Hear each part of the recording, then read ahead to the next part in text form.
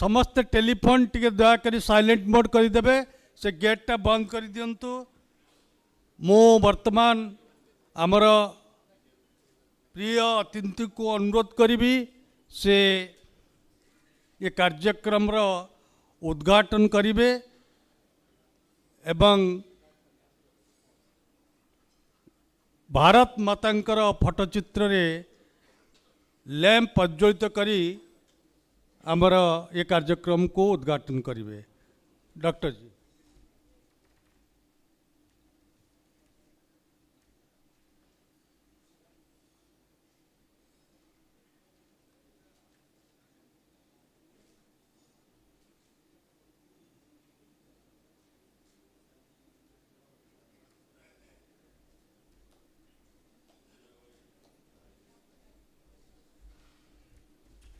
समस्ते टिके छिड़ा होकर रहिबा, समस्ते टिके छिड़ा होकर रहिबा। वर्तमान राष्ट्रगीत वंदे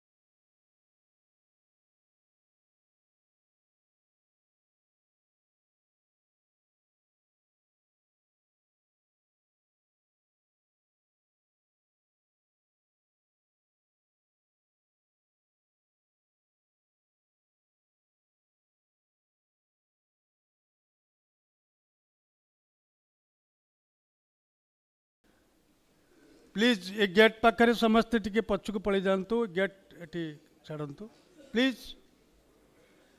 मु वर्तमान अनुरोध करी आमर समस्तंकर अति प्रिय समीर भाई को से आज मुख्य अतिथि को उत्तरीय आ फुलतोड़ा दे संबर्धना करेंगे।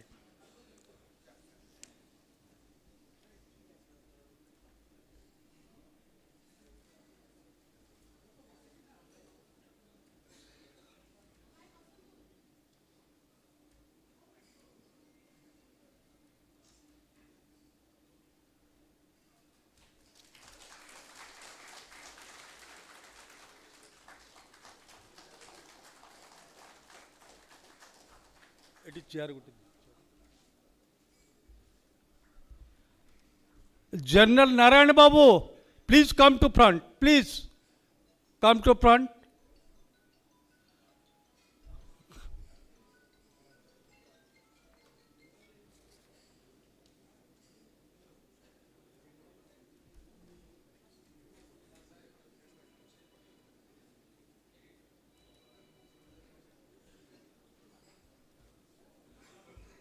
समस्त को प्रणाम। मु प्रथमे क्षमा मागी नौची जे आमर जे आज मुख्य अतिथि डॉक्टर सुब्रमण्यम जयशंकर से आमर मातृभाषा उड़िया बुझिबा कहिबा कष्टकर हेब, सेतिपाई मु इंग्राजी रे तांकर इंट्रोडक्शन आपण मान को देबी। आउ आमे समस्ते उनकर परिचित अछंती, तथापि औपचारिक दृष्टि doctor Subrahmanyam Jaishankar now honourable minister external affairs since May 30th 2019 and he is a member of the upper house Rajya Sabha of India's parliament from the state of Gujarat. As we all know, he was foreign secretary from 2015 to 2018 and ambassador to United States from 2013 to 2015 and ambassador to China from 2009 to 2013 and Singapore 2007 to 2009 and Czech Republic 2000 to 2004, a great diplomatic career. He has also served in other diplomatic assignments in the embassies in Moscow, Colombo, Tokyo, as well as in the Ministry of External Affairs and President's Secretariat. He was also President, Global Corporate Affairs at Tata Sons Private Limited from May 2018. Dr. S. s.jaishankar is a graduate of Stephens College at University of Delhi, and he has a master in political science and MPhil and PhD in international relations from Jawaharlal Nehru University, Delhi.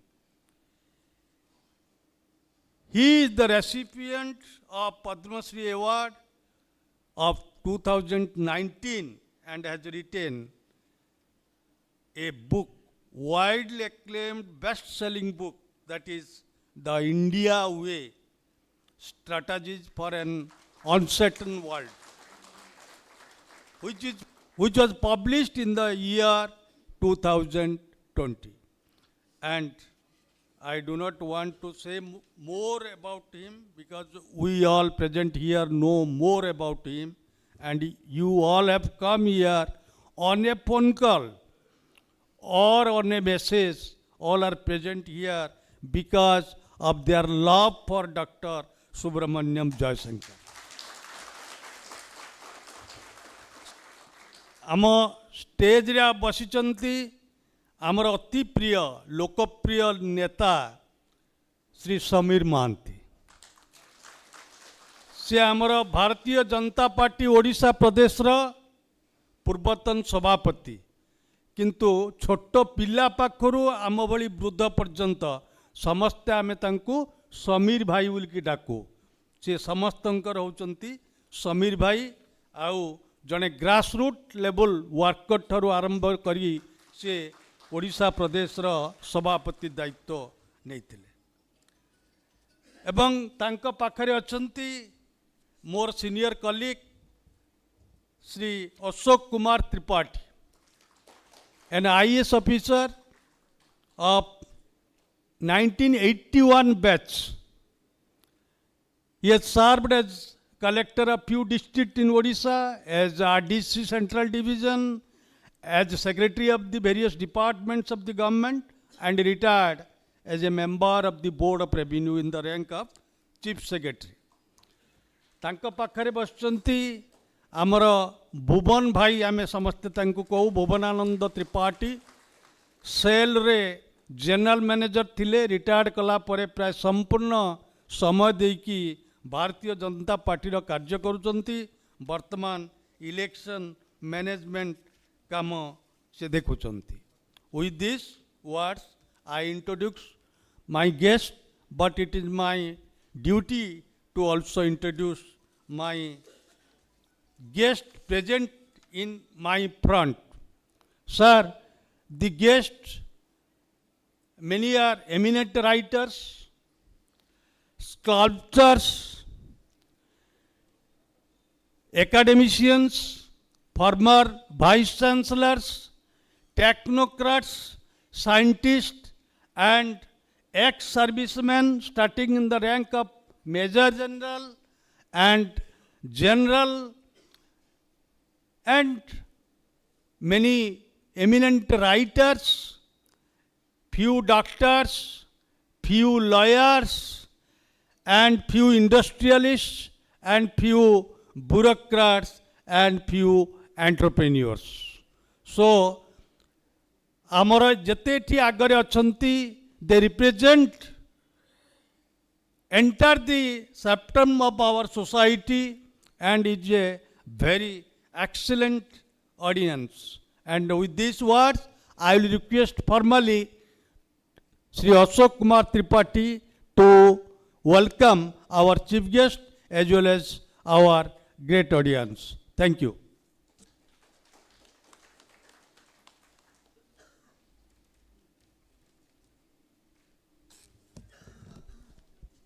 Dignitaries on the dais and off the dais.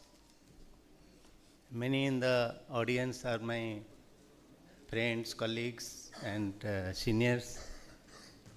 A few days back, sir, I went to the residence of Dr. Devi Prasad Patnaik and spent some time with him and told about Modi's guarantees and the glorious 9 years of Modi government. He was very kind to us, and he also gave his opinion on various matters. So I welcome all the, as Sudarshan Babu said, intellectuals of this temple city who have spared their time to come here. And I was anticipating a bigger crowd, and I warned Sudarshan Babu that this hall may not be sufficient. Anyhow, because of logistics problem, they could not arrange in a bigger hall. And I welcome all of you who have come here to listen to Honorable External Affairs Minister. On behalf of all of you, we are eagerly waiting to listen to your speech on why Bharat matters. I was just going through his book on India Way, and I just picked up a sentence because that was new to me. I am a physics student. So he says there, Newton's third law of politics, those who are in politics. And see how the Newton's third law of politics dictates that process of emergence of a country, of a society, will get tougher with time. So as we are become fifth largest economy and all that, so we are having various problems from different countries who are looking at us in a suspicious manner. So I think I will not stand between him and you, and I would request now Haraprashan Das, sir, Gyanpit Award winner, writer. I also went to his residency a few days back. So I would now request Honorable External Affairs Minister to kindly deliver his speech. वर्तमान मु अनुरोध करी I will request Samir Bhai to make few introductory words.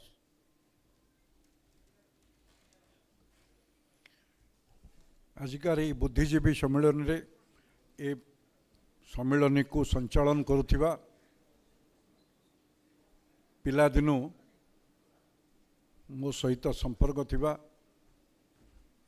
राष्ट्रीय स्वयंसेवक संघर स्वयंसेवक भावरे व्यक्तिगत जीवन रे सरकारी चाकरी रे विभिन्न पद पदवी रे रही अवसर प्राप्त परे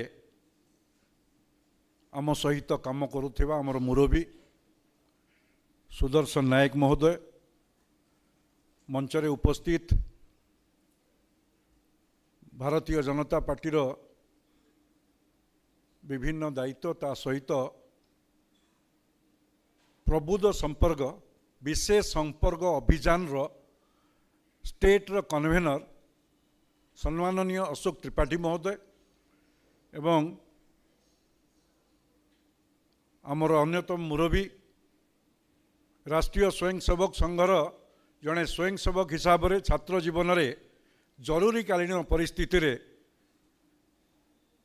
आंदोलन करी छात्र जीवन में 19 मास जेल रे रही अवसर प्राप्त सेल रो मैनेजर भुवनानंद त्रिपाठी महोदय मो सामने बसी मो सर्वशेष आज सकाळु राति 4टारू निश्चय जयशंकर जी घर उठी थे 9:05 रे भुवनेश्वर बाहरी विभिन्न पर्यायर कार्यक्रम रे ये निर्वाचन परिप्रेक्षी रे आमे निर्दय भावरे मध्य तांकु विभिन्न कार्य सहित संश्लिष्ट करिछु एवं से हसी हसी ये कार्य को मध्य से संचालन करुछंती एवं सर्वशेष आपण माने जो माने ये सम्मिलनी को सफल करिछंती आपण माने अल्प समय भितर एठी आसी उपस्थित होइछंती मु भारतीय जनता पार्टी ओडिशा प्रदेश तरफरु आपणक समस्त को धन्यवाद सह मु कृतज्ञता जनाऊँ। आज मध्य अनेक बंधु निमंत्रित अतिथि माने आसन पाई नाहंती ये मध्य मते पीड़ा दौची जंत्रणा दौची छिड़ा होइछंती आपण ये प्रमाणित कोठी ना कोठी करूची विगत दिन मानक 10 वर्ष भितर ओडिशा प्रदेश रे जेतिक सर्वे होइछि सर्वाधिक जनसाधारण मोदी को प्रधानमंत्री मोदी को भल पाती ये हूँ सर्वेर रिपोर्ट प्रकृत पक्षरे विभिन्न पर्यायर आमे राज्य रे बुलिला बेले गोटे कथा आसुछि मोदीजी को वर्तमान वयस्क एवं गाँव पाठ पढ़ी नथिबा जड़े वृद्धा महिला मध्य से कथा को आज ग्रहण करिछि मोदीजी मध्य विगत 10 वर्ष भितर ताकू मध्य प्रमाणित करिछंती एवं मोदीजींकर जो कैबिनेट अच्छी ये कैबिनेट मोठू अधिका आपण माने जानिचंती जो प्रोएक्टिव गवर्नेंस अच्छी जदि गोटे खबर कागज रीजनल पेपर रे जड़े पेंशन पाई व्हील चेयर रे जाउची किए खट घोषाड़ी घोषाड़ी नौची एभली दृश्य जदि गणमाध्यम रे आसुची ता परदिन स्टेट बैंक रो अधिकारी माने ता घरे पहुंची ताको पेंशन दे पारुचंती एवं विदेश रे जदि के ओडिया पिलाटीए दुर्दिन रे घर को खबर पठाऊची मु आसी पारु नाही वीडियो करी छाड़ी दउची एवं दिल्ली रो श्री धर्मेंद्र प्रधान हुंतु बैजयंत पंडा हुंतु आमर सांसद अपराजिता षडंगी हुंतु सुरेश पुजारी हुंतु जीए भी फॉरेन अफेयर्स मिनिस्ट्री जाउची ताकू रिलीफ मिलुची एवं से पिलाटी तार घरे बाप माँ पाखक पलि आसुची एभली अनेक उदाहरण अच्छी विगत 10 वर्षर गवर्नेंस आगामी 25 वर्षर स्वाधीनतार 100 वर्ष पूर्ति अवसर रे जो 2 वर्ष है जो बजेट प्लेस होउची विकसित भारतर जो संकल्प सारा देशवासी नहीं जार नेतृत्व यशस्वी प्रधानमंत्री नरेंद्र मोदी नहीं तांकर जो विश्व भातृत्व पाई जो कार्य करे आज समग्र विश्व रे जो भारत वर्षर अस्मितार आज परिप्रकाश घटी एवं प्राय 6 कोटी रु अधिका लोक जो माने भारतीय मूल वंशोद्भव आज विदेश रे अछंती 3 कोटी रु अधिका विदेश रे सामूहिक भाव में रही आज जदि हिसाब करिबा ए 8-9 कोटी लोकंकर समग्र विश्व रे जे जो राष्ट्र रे अछि तार सम्मान वृद्धि घटी एवं भारत वर्ष को विश्व आज जो रेकग्नेशन देइछि ये आम जेनेरेशन रे आमे देखिबारे ये सर्वोत्कृष्ट रेकग्नेशन पाइछि स्वीकृति पाइछि मु एतेके कही मोर वक्तव्य सारी मु अनुरोध करिबी वर्तमान आगो को नवा पाई सुदर्शन भाई को अनुरोध करछि सुदर्शन भाई समस्त को धन्यवाद। Before I invite our honorable chief guest Dr. Jaishankar, I have introduced everybody, but I have forgotten to introduce the topic. Why Bharat matters. This topic was chosen by honorable minister himself. If just one sentence I want to say, that if Bharat is to emerge as a superpower, as a leading power, as a strong power for the cause of peace and progress of the world, it must develop a deep national strength. The big change now is a strong sense of Bharat first. That's why the topic, why Bharat matters. Now I will invite our Honorable Chief Guest Dr. s.jaishankar to kindly address the intellectuals.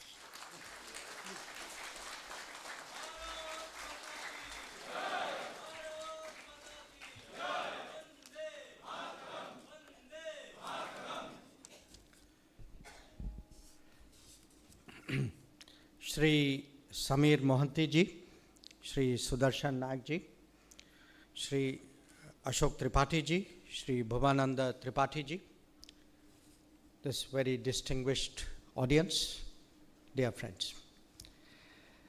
I'm really very, very pleased to be in Bhubaneswar today, to be in Odisha today. And I'm very grateful to all of you. You have taken out time to come and hear me on a subject on which I have strong views and deep commitment. And before I get to the subject, I want to remind you of something which was about a year and a half ago, maybe little more than that, when we were chairing the G20. And this was the biggest international responsibility that we had taken. And we had an opportunity to use it to project India before the world. And when we in the Foreign Ministry went to the Prime Minister and told him that, sir, when you receive the leaders of the G20, that picture which will be captured by the camera, that will be the image of India before the world. And we gave him many options. And I want to remind you that he chose the Konark Chakra.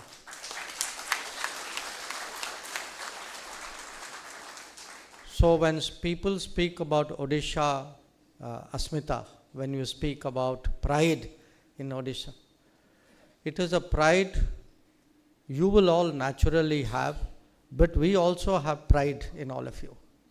So now, the topic today, why Bharat matters. We are all a few days away from making a big decision about our country. It is a decision which many of us will make, some of us with our own personal interest, some with that of a family, maybe of community, maybe of business, of organization. Some of us will make it with the viewpoint of the state. But it is very important that we make it also keep taking into account our country. So which button you press, please bear in mind that decision which we will make individually actually has a collective impact not only on the country, it has a collective impact on the world, because as I will share with you today, what is happening with us, where we are going, at what speed we are going, with how much success we are going, all these things today have an enormous implication for the world. Now, I can summarize this why Bharat matters in 2 sentences. I can say why Bharat matters because we have all changed. Why Bharat matters? Because today Prime Minister Modi is leading us. Full stop. But I have a larger case to make before you. And before I do that, I want to give you some examples of why and how Bharat has mattered. I refer to the G20 summit. When we took over the presidency, the chairship of the G20, to be very honest with you, this was in December of 2022. Most countries felt sorry for us, if I'm being very frank with you. Most countries felt, okay, India has taken this over, they're going to have a very difficult problem. Everybody is going to quarrel with everybody. I don't know how these people are going to manage it. And yet, in September of 2023, we were on the first day of the summit able to persuade everybody to come around to a consensus position on the most important issues of the day. So, I give you that example because when people say why Bharat matters, we are today in a very unique position. There is a tension, a very deep division between countries of the West and Russia and to some extent China also. There are big issues between the developed countries of the North and the developing countries of the South. But here is India, which has this ability of actually bridging it, of taking positions which everybody regards as fair and reasonable, and actually creating a consensus. There are not many countries today that can do this. But let me take you to a very different example. All of us in the last few years went through what I think was the most difficult experience of our lifetime. There was a reason why it was called once in a century happening. I'm talking about the COVID. There's not a single person in this room, probably not a single person in the country or the world, whose life was not impacted, was not affected by the COVID. Now, when COVID started, I'm now going back to January of 2020. People had just discovered that this pandemic is there. And there was a meeting of world leaders. It actually was a G20 meeting, it was virtual.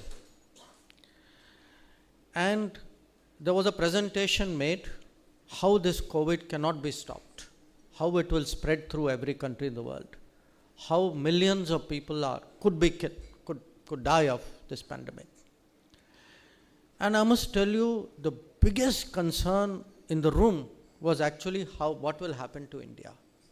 Because the general belief at that time in the world, among all the governments, among the UN organizations, WHO, everybody, was if there was any country which would have a problem, the biggest problem would be in India. This was January of 2020. And yet, what did we see? Yes, we had a problem. But we also saw we had a deep national ability, a resolve. We went through the lockdown. We were able to set up COVID centers, a country which did not even produce masks. I remember as a foreign minister instructing my ambassador saying, please buy masks anywhere you can find it. A country which could not produce masks within a matter of a few months was producing PPEs, was producing ventilators, was producing medicines, which was able to increase its pharmaceutical industry 4 or 5 times, and which finally ended up as one of the major vaccine suppliers of the world. So think about it. But then let us look after COVID. I still travel a lot, that's my job, I'm the foreign minister. But when I go around the world, I must tell you, a lot of countries have not recovered from the COVID. That they are actually psychologically so scarred, they are economically so shattered, that their ability to come out of it and get back to normal life is not there. And in India, what we have seen is not just coming out of COVID. We have actually got back to a 7% growth rate, that in many ways, the kind of momentum which we had started before COVID, we were able to pick up on it and resume it. A country which 10 years ago was considered one of the fragile five, one of the five most likeliest economies to actually go down. Today has ended up in the top five. So, this too is something we need to reflect on, because when we live in a society and all these things happen around us, we take it for granted. We think it is natural. I'm telling you, take it from me as a person who travels around the world, it is not natural. It requires a leadership, it requires policies, it requires people to rise to the challenge. It requires a certain national will and a collective determination. Now, sometimes we also are capable of feats which capture the imagination of the world. So if you ask somebody saying, okay, India, tell me something about what is it you remember, what is it which has impressed you? I can tell you in the last 1 year, probably the one achievement we have done which has impressed the world is actually the landing of Chandrayaan 3. And I happened to be at that time traveling with Prime Minister Modi. We were in South Africa for the BRICS summit. There were about 45 presidents and prime ministers. There were a lot of guests who were there. And that evening, because in the middle of the summit, Prime Minister went out to actually see the landing, talk to the ISRO people. That evening, when he actually came, I must tell you, he got what was a standing ovation for Bharat, which was the entire room, all these 45 people. Actually, for them, it was almost like it was also their achievement. Actually, the South African president said that the entire global South feels today that India has done something for which we are collectively proud. Now, I can give you many other examples. All of us today, our life revolves around the phone. I see a lot of people holding it. Last thing before we go to sleep, first thing when we get up, right? Now, what makes that phone work? Technology. Think about it 15 years ago, even 10 years ago. Remember 2G, 3G? I'm not talking of the scandal, I'm talking of technology, okay? So 2G, 3G, 4G. We imported it from Europe and from China. Today, we are the fastest deploying 5G country in the world, but more important, that 5G stack is an Indian 5G stack. So I think all of us need to ask ourselves, why is it that we did not do 2G, we did not do 3G, we did not do 4G, but yet we put our minds to it. Somebody gave us motivation. There was a push. There was a talent there. The people had not changed. And we were actually able to come up with a 5G technology. And I can tell you with a great deal of confidence, I actually see our 5G stack going out of India to other countries as well. So, the point I'm making is when we today put our minds to it, before I come to why Bharat matters, we have the ability somewhere in us, with the right choice, with the right determination, with the right leadership, to make Bharat happen, make Bharat matter. Now, obviously when I go out and meet leaders of other governments, my basic business is foreign policy. I talk about trade, I talk about politics, I talk about security, military, technology.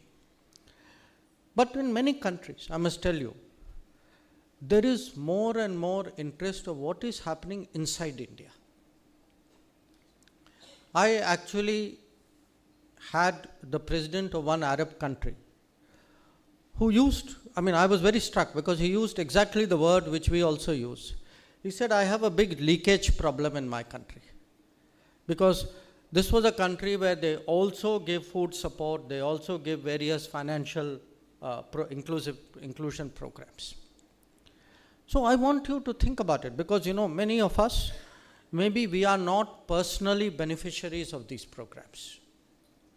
We are not of an income level where we require the government to give us a house or to get our rations free from the government or get our health access from the government. But just think about the scale today of what we are doing. That, because these are done, by the way, in many cases in developed countries. Some of you who would be familiar with USA would have remembered this big debate about Obamacare. How does an average American get health care? Okay. Today, at our level of income, which is very much lower than America, we are actually able to ensure that almost 400 people get care under Ayushman Bharat. That when developed countries, in America, they talk about food stamp. Okay, they're talking about stamp. We are actually giving 5 kilograms ration. Central government under Pradhan Mantri Garib Kalyan Anna Yojana gives to 815 million people rations every month. I mean, don't even think of it as food. Look at the nutritional and health impact of this.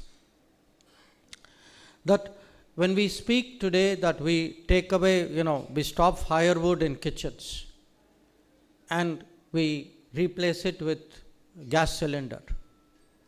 Actually, beneficiaries of this are today 100 million people, 100 million people. So the scale of what we have been able to do, when I said why Bharat matters, other countries are also watching us. That many of our programs, the programs are bigger than the population of countries, sometimes population of continents.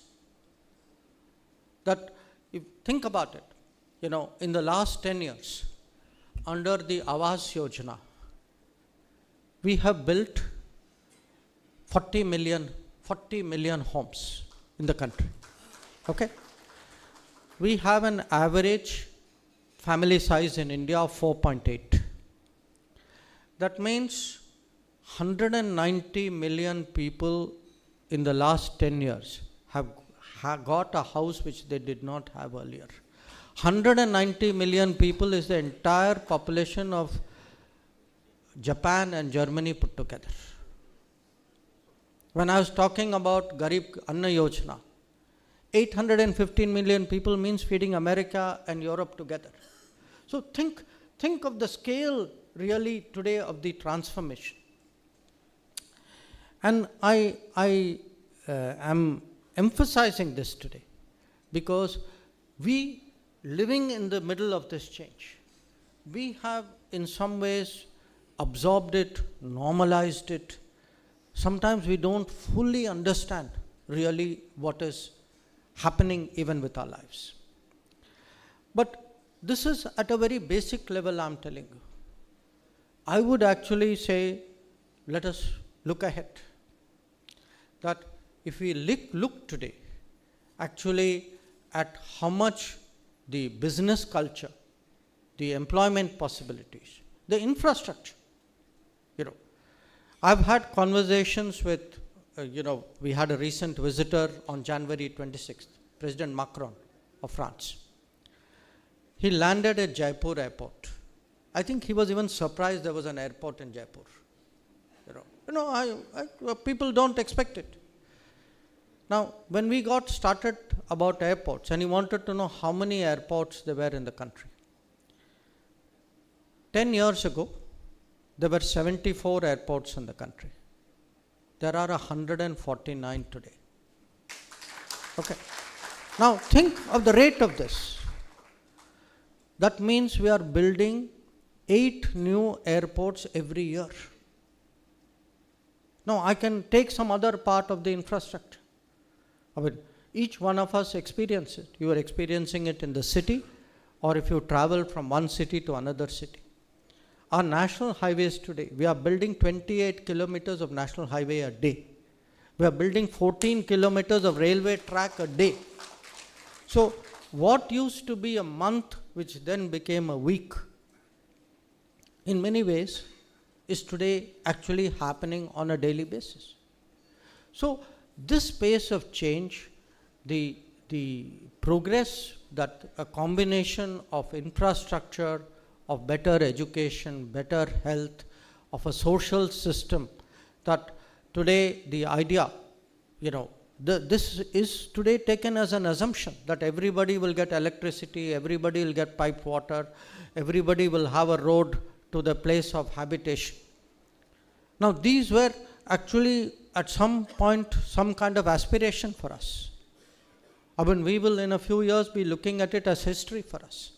And it is based on this confidence when we speak today about Vikasit Bharat.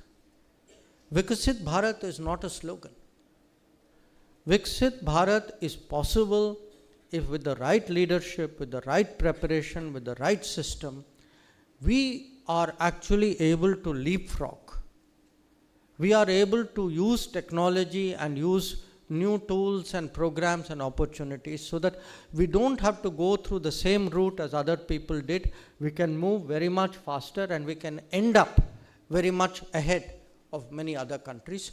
So I can tell you, when you say why Bharat matters, one of the very important reasons why Bharat matters is also that we are today seriously on the course towards a Viksit Bharat. Now, having said that, till now I have spoken about what is happening within the country, but let me also share with you what is happening in the world. And very frankly, the world is not in a good place. If you ask me, where will it be next 5 years? I think it will be as difficult, maybe even more difficult. Now, I'm normally a very optimistic person. Okay, so I'm not, saying this to tell you my job is very difficult and therefore I'm doing it well. I'm actually projecting to you what are today the trend lines that I see in the world. And you can see this. You can see this in the conflict in Ukraine.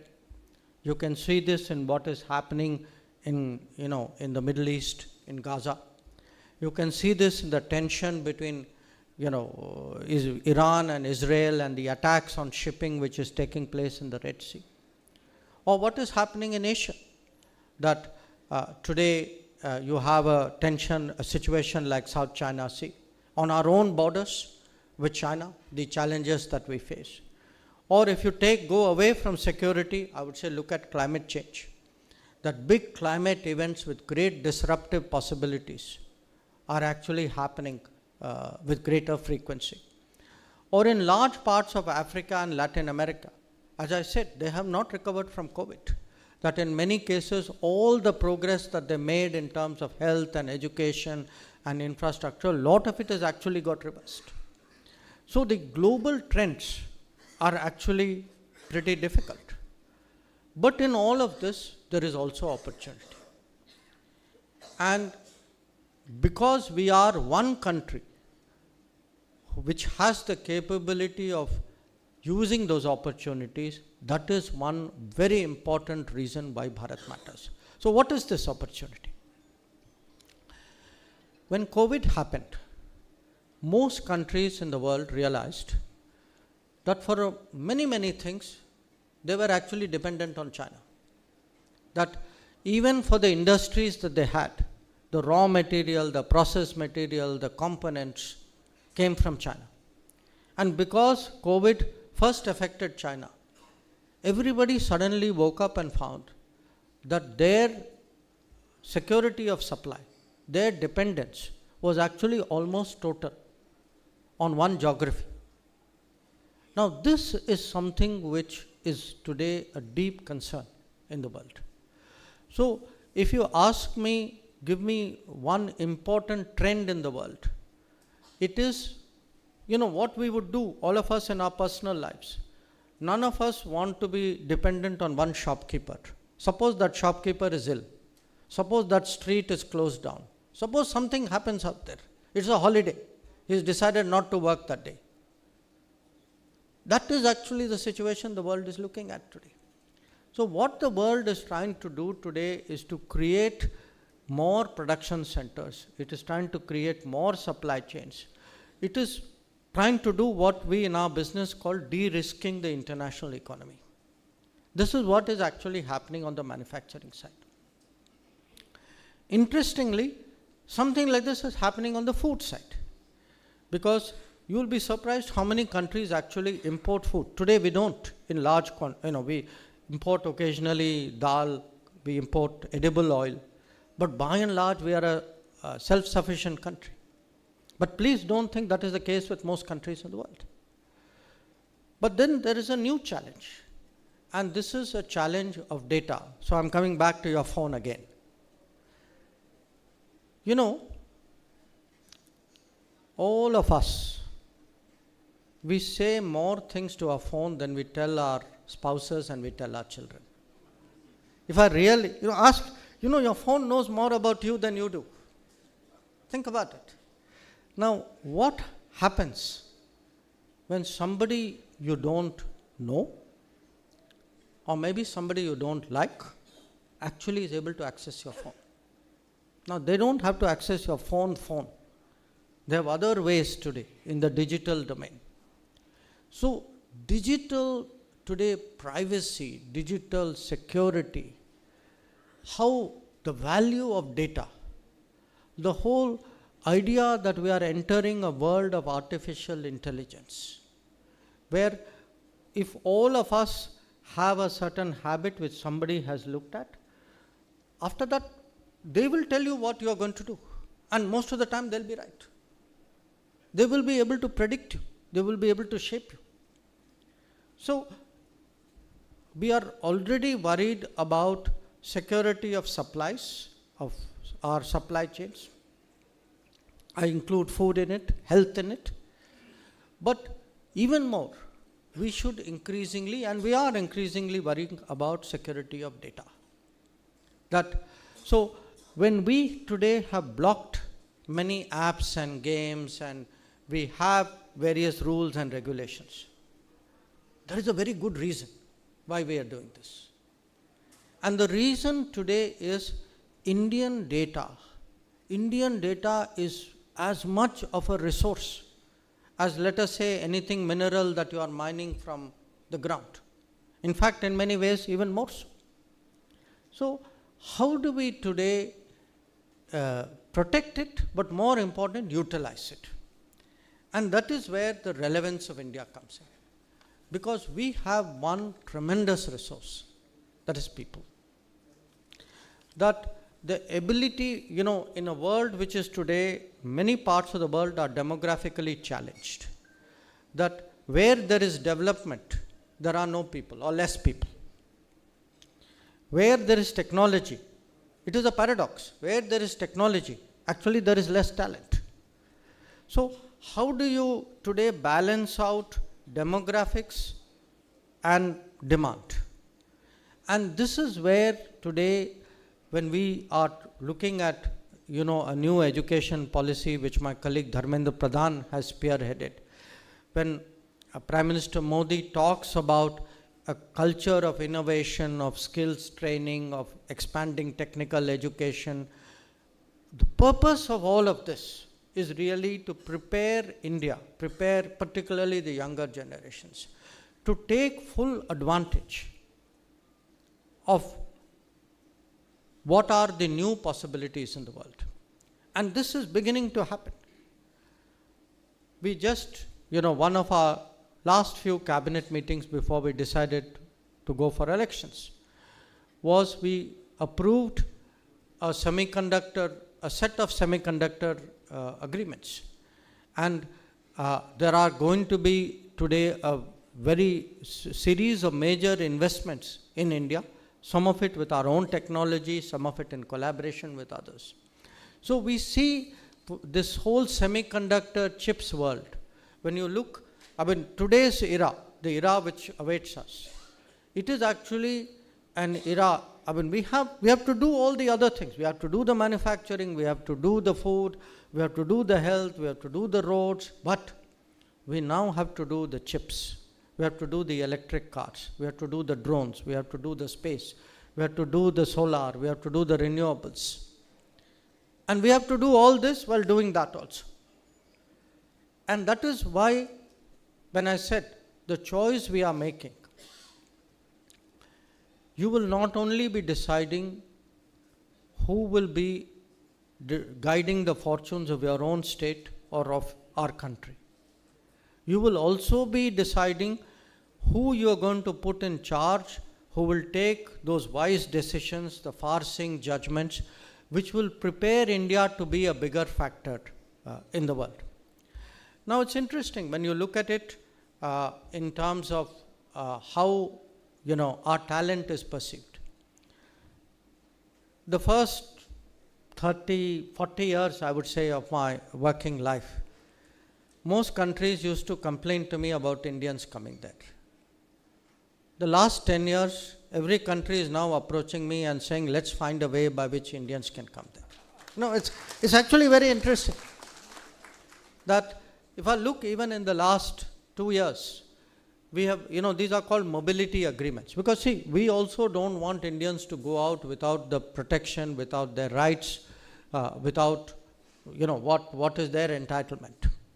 So we tell many countries that if people are coming there, you please sign an agreement with us where you promise that you will give them the same kind of protections and the same kind of entitlements. And we are seeing, and this is, here I am talking from, I would say, blue collar all the way to the highest talent. Countries like Germany, Austria, Italy, Japan, Australia are today very, very keen. They have all signed agreements. Now, in some areas, it's a little more challenging. I mean, there are people who go out to the Gulf, that is more a blue collar area. If you go to Europe, it is much more a high skill area. You go to America, it's much more of a high skill area. But this global workplace which has come, this is actually going to change our lives, because it will also impact us at home. If already, I must tell you, about 18 million Indians live and work abroad, and there are 17 million people of Indian origin who are nationals of other countries. So think about it, 3.5 crore people, 35 million people already today are living and working abroad. Now, as these numbers grow, because they may not live abroad, I mean, I am seeing professions like, say, even aviation, hotel, hospitality, merchant shipping. You would have just seen in the newspapers that, today there's a spike. Germany is actively recruiting technical students from India. Now we're going to see all these changes. Even, it may not be us, it may not be our children or our grandchildren, but in some form, all of this is going to connect us more and more with the world. And that is why today we also need someone who can think globally, but who can put in place a system.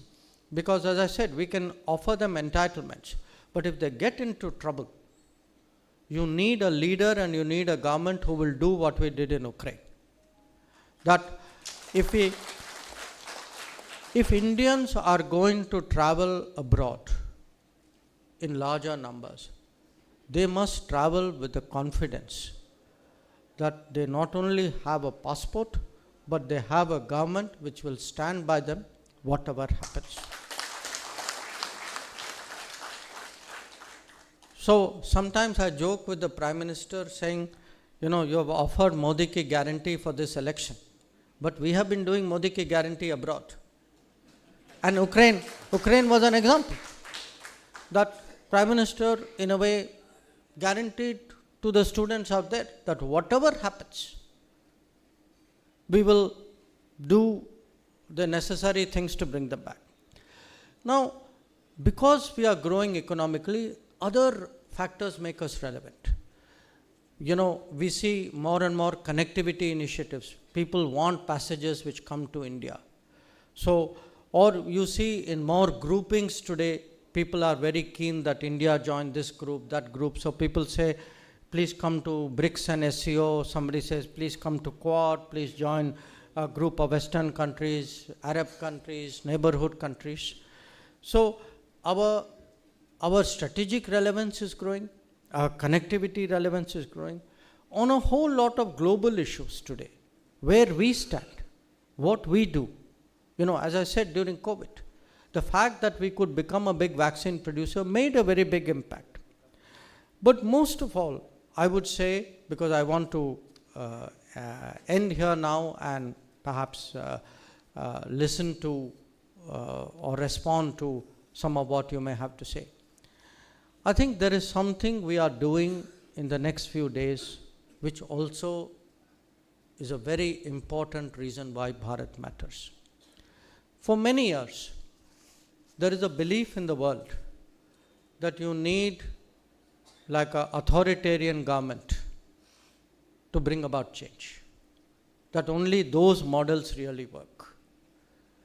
We have to show that democracies can deliver. And today, what we are doing by making wise choices in a democracy, by electing people who have the vision of progress, who have the courage to actually change the country, who have the integrity today to resist the temptations which often accompany politics. That if we make the right choice, and as I said, these are often individual or local choices, there is a larger systemic message that we are sending out, which is that democracies can deliver, that Bharat today is capable of producing the kind of achievements and I would say sometimes even the miracles that the world wonders about. And when we do that, remember, there is something which makes us very special. I began with that and I will end with that. We are a civilizational power. We are not just another country. We are a country we are a society with 5,000 years of history. When we once again rise to the top, which is where we were once upon a time, this will profoundly change the world, and we should see that as a responsibility. So often the choices which we make look very routine. They look like something which comes every 5 years. But please reflect on it. Please tell others that what we are doing actually has a much larger implication. In many ways, when 1 billion people vote, their vote actually changes the world. And that is why Bharat matters. So once again, thank you. It's a great pleasure to come.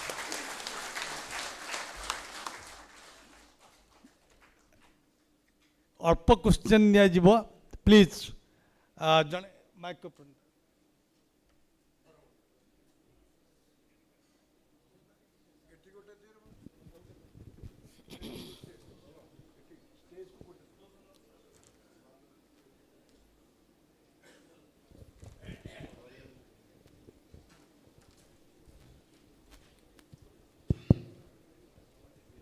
please.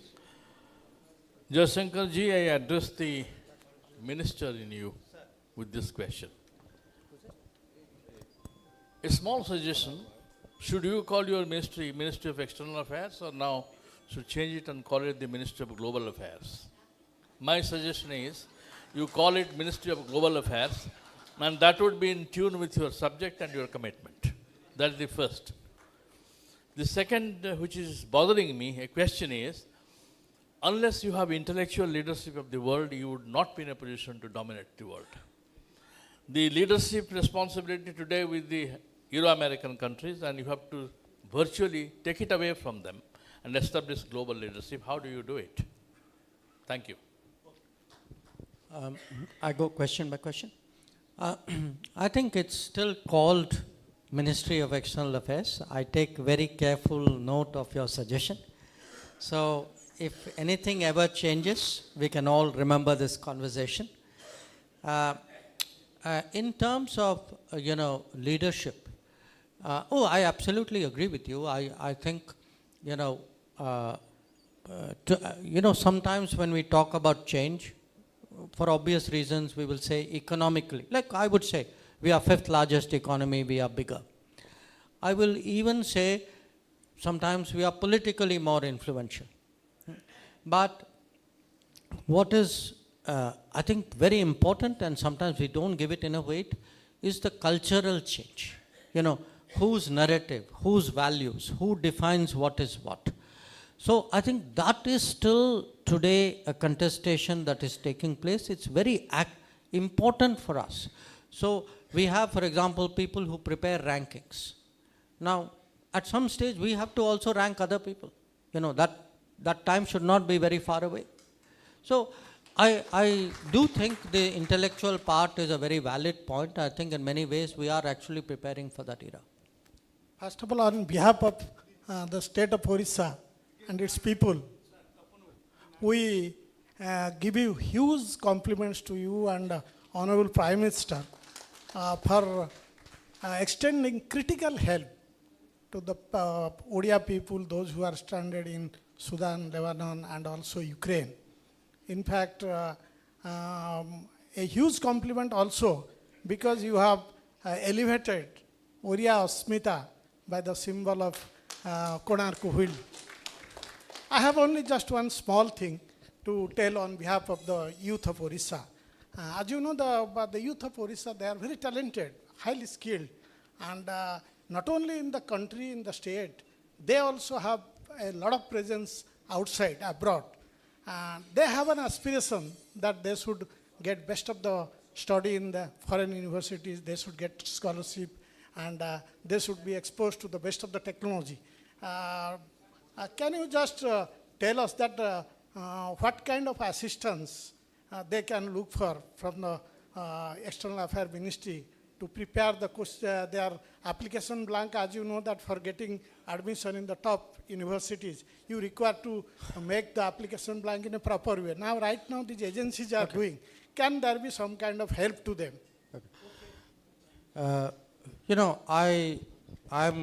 I'm very, very familiar with the talent of Orissa because when I studied in the university, all the people who got better marks than me were all from Orissa. So I know that. But what I think we need to do today is actually to expand our own educational capabilities. And that's what we are planning to do under the new economic policy. And expand our educational capabilities means we should today have the confidence of setting the terms for foreign universities to work with us collaboratively, and also where our own universities or colleges want to go out in the world, encourage them, facilitate them. And so I don't think the solution is, definitely the interests of students matter, because again, one of the changes which has happened in the last 10 years is every embassy today has instructions saying, please regularly, continuously stay in touch with students. Make sure somebody from the embassy goes to concentrations, gatherings where there are Indian students, because as our students increase, it's our obligation to take care of them. Young people sometimes make mistakes, they need advice. But I don't see the solution as just focusing on individual people's prospects. I see it nationally and sectorally, that we must have more universities. Our universities should be better quality. There should be more diversity, and I would say the spectrum of education should increase. And I can tell you with a fair deal of confidence that in the Modi third term, how to improve or enhance, deepen education and skills training will actually be a very, very important priority. Jai Jagannath sir, I would like to thank you for rescuing 16 Indians and one girl cadet from MSCRS. Many, many thanks to you. And my question is, it's a very common question, the question of 150 crore Indians. Can we ever get back POK and ASCII Chin? If yes, how? How is it possible? Apart from the things we used to hear from Congress government, bilateral talks, all those things, is there any other way or anything you think? What is your point of view on that? You know, sometimes mistakes which previous leaders or governments make can have very far-reaching consequences. Okay, these are examples of what you say. That even after what happened in Aksai Chin, even then it took a Modi to actually make border infrastructure into a priority. Because in Aksai Chin, we didn't even know they were building a road. You know, that was the extent of our limitations. And in the case of POK, you know, the going to the UN, that itself was a big mistake. And then actually, you know, to agreeing to whatever was agreed to at that point of time in a ceasefire agreement. So sometimes these are very complicated, very difficult inheritance, legacies of history that you get. There is no easy answer to it. But this much I can tell you. You know, 10 years ago, in this country, nobody was talking about POK. Okay? I mean, think back. Okay? The fact that you're asking me the question itself is a beginning. And everything starts with a beginning.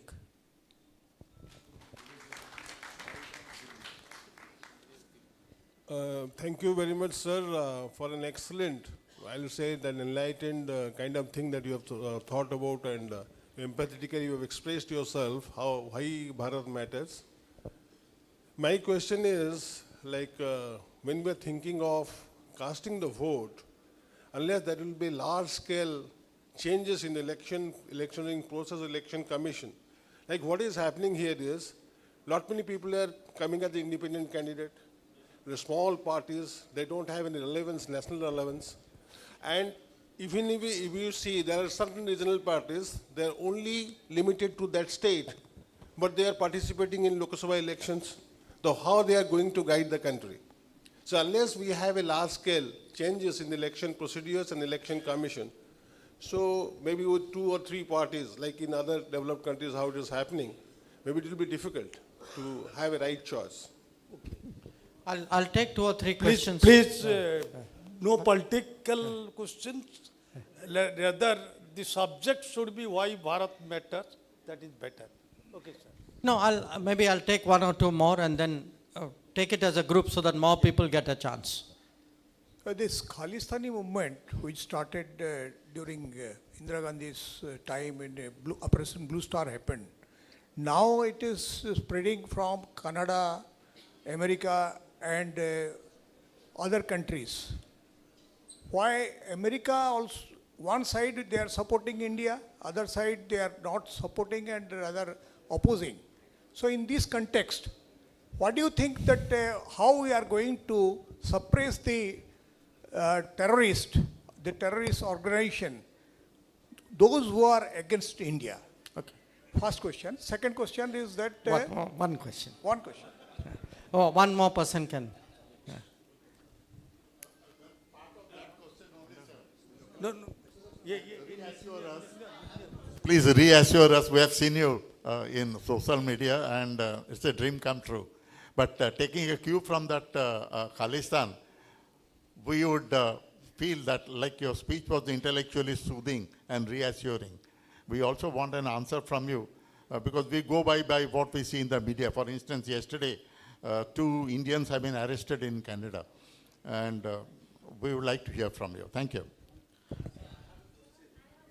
This is last question, please.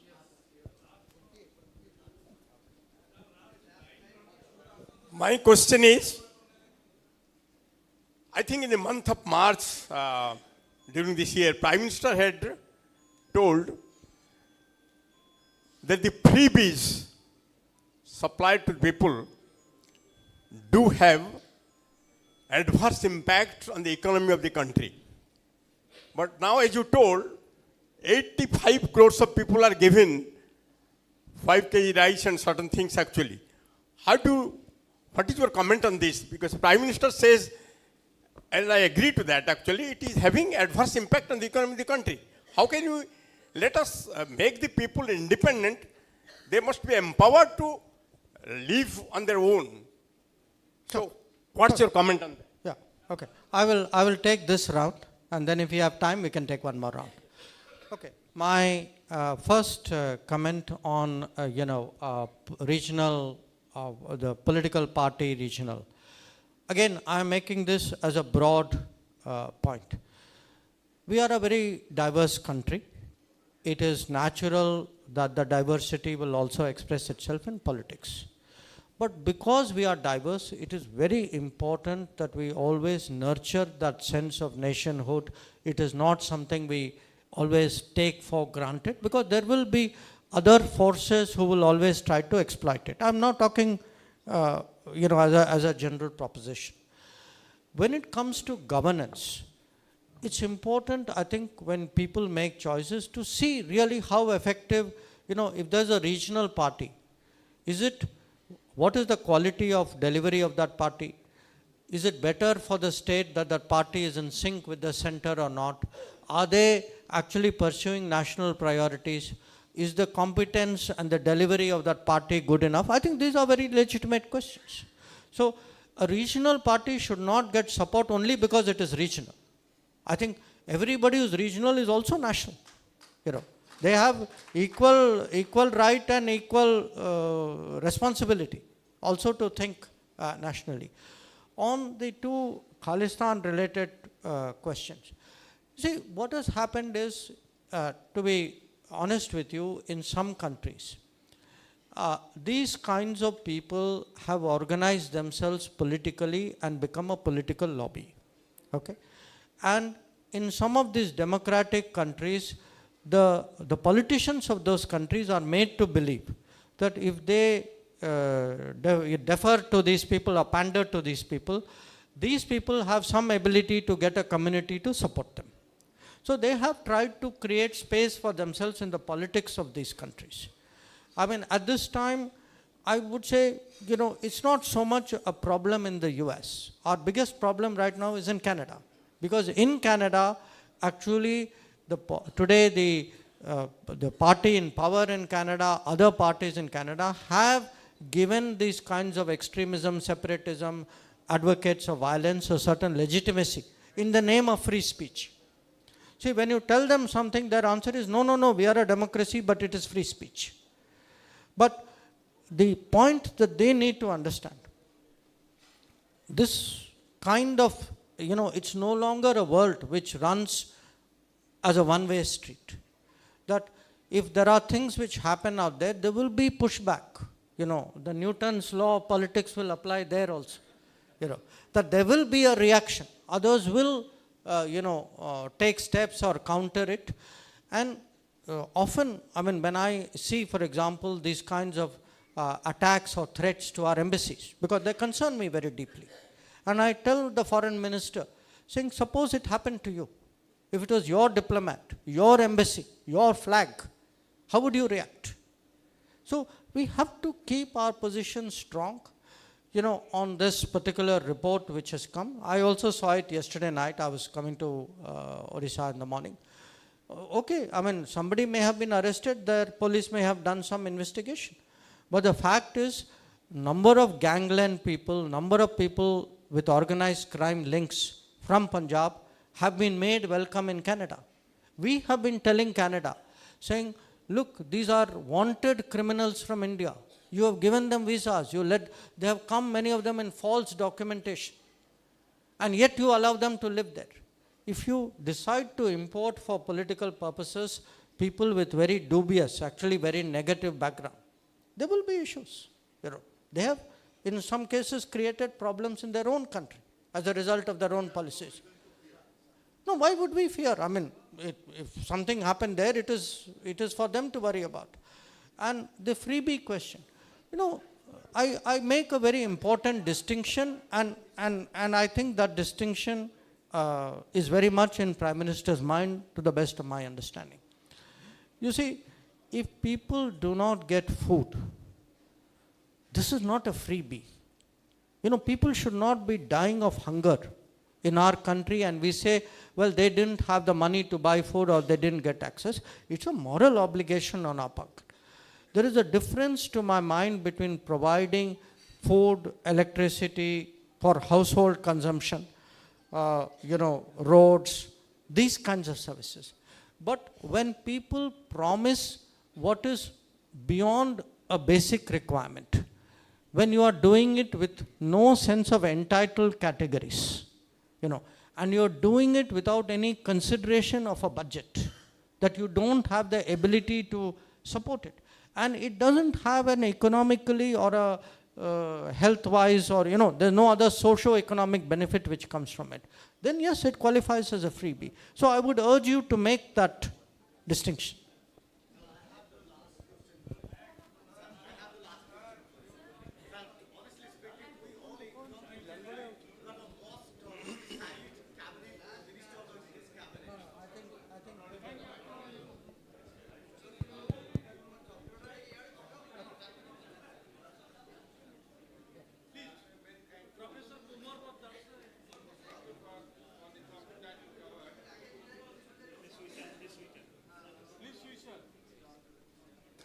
I am very delighted to listen to your talk very nicely. I want to ask you to know your reaction. This kind of euphoria which has been created during the last 10 years, it may peter out because it is being corroborated by Global Peace Index, Global Happiness Index, Per capita income index. Everywhere India stands 133 beyond. Global Happiness Index, Global Per capita index, Global Peace Index, Global Where to Born Index, Human Development Index. And among the Committee of Nations, India does not appear in the world map, in the educational map. Top 200 universities, India does not appear till now. What is your reaction? Bharat matters. I'll give you an answer, don't worry.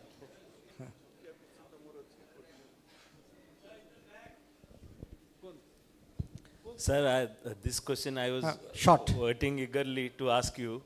India has been tracking you and making a note of you since the day you became Foreign Secretary. But we have an observation, sir, people of India observe that s.Jaishankar as a Foreign Secretary was much more effective than s.Jaishankar as a Foreign Minister. Because India is run by bureaucrats, diplomats and businessmen. Thank you, sir.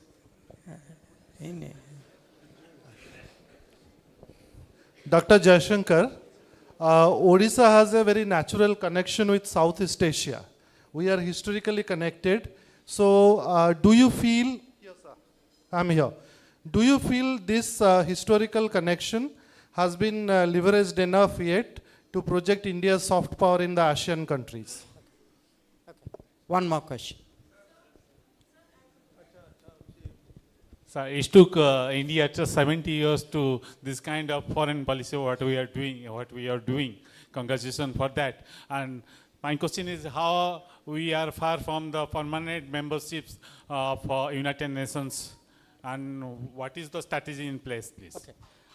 I think last question we'll ask this young lady since.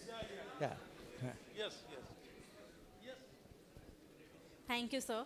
My name is Madhusmita Balyar Singh. My question to you is, given the significant transformation India have witnessed in the past 10 years, from being a fragile 5 economy to the top 5 economy globally. Question. Yeah. So what are the 5 could you please highlight the key 5 contributors that have propelled the remarkable economic growth of India? Thank you. No. Okay. So, I would not characterize the last 10 years as euphoria. I would characterize it as an optimism based on the fact that people's lives are actually getting better. And I think it's something we all need to ask ourselves, because after all, if people's lives were not getting better, ultimately, why would they go express support, or why would they go in a direction? Now, you spoke about indexes. Now, some of these indexes I take seriously, because let us say if you have human development indices, it's a serious exercise, maybe it can improve. But some exercises, some indexes, I think are very questionable.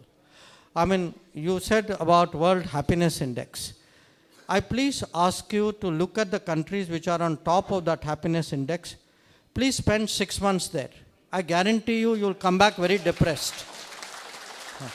I don't want to take the names of the countries, but you know which climatic zone they are. And, you know, if you look at their social habits, you know, I want to see, you know, people like to look at their longevity, their suicide rates. I mean, there is a lot which is very, very debatable in many of this. The gentleman who asked me, you know, I am tempted to say that I can understand why in Orissa somebody would think a bureaucrat is better than a politician. But I assure you that is not the case. That in a democracy, politicians should lead. People elect political leaders. People do not elect bureaucrats. Let's be very clear on this point. On Southeast Asia, absolutely, I agree with you. I think we are looking at various ways by which we can intensify our relationship. And I think Odisha as a state which looks at Bay of Bengal, we actually plan definitely to increase the levels of our commitment to BIMSTEC, which is a Bay of Bengal periphery. And we think in new opportunities like coastal shipping and Bay of Bengal activities, the state of Odisha would actually benefit from some of the things which we are planning to do. On the Security Council, I think the global mood is with us. More and more countries today feel there should be reform, feel India should be out there.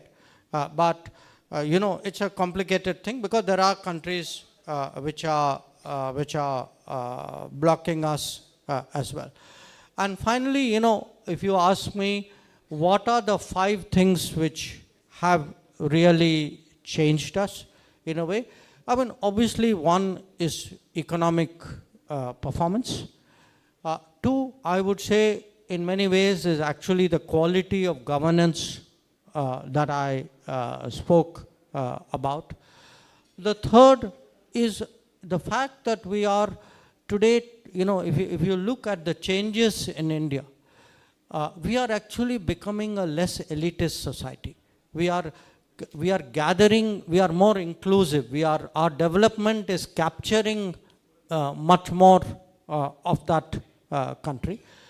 4th, I would say the spirit in people. You know, you described it as euphoria. I would actually say a certain self-confidence. I find, you know, if I really want to improve my mood today, I go to a university. Because I find young people in universities are so self-confident, so much more assured about what their future holds. And finally, the 5th factor is called Modi.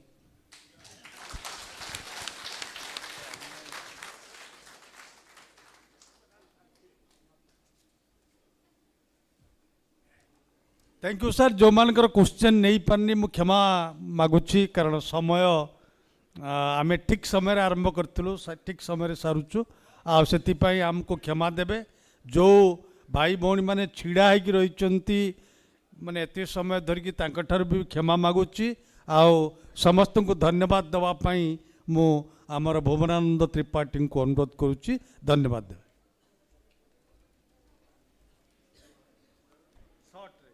सर्वप्रथमे आपण मन समस्त तरफ आमर मुख्य वक्ता श्रीयुक्त जयशंकर को आंतरिक धन्यवाद जनाऊँगी।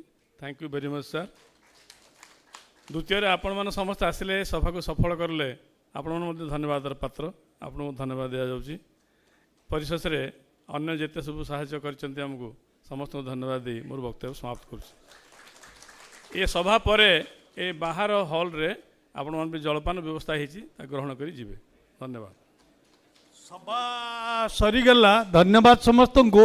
गोटे अनाउंसमेंट खाली ये आसंता काली 4टा बेले बीजेपी ओडिशा मैनिफेस्टो उद्घाटन हब आमर नेशनल प्रेसिडेंट जगत प्रसाद नड्डा द्वारा आपण मानक भी निमंत्रण रहिला काली 4टा बेले मे फेयर लागून रे आपण माने भी जो माने चाहिए आसी परिबे।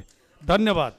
कटक रे भी काली डॉक्टर एस जयशंकर का कार्यक्रम रही 4टा बेले जो माने भी चाहिए और भी कटक भी जाई परिबे। धन्यवाद।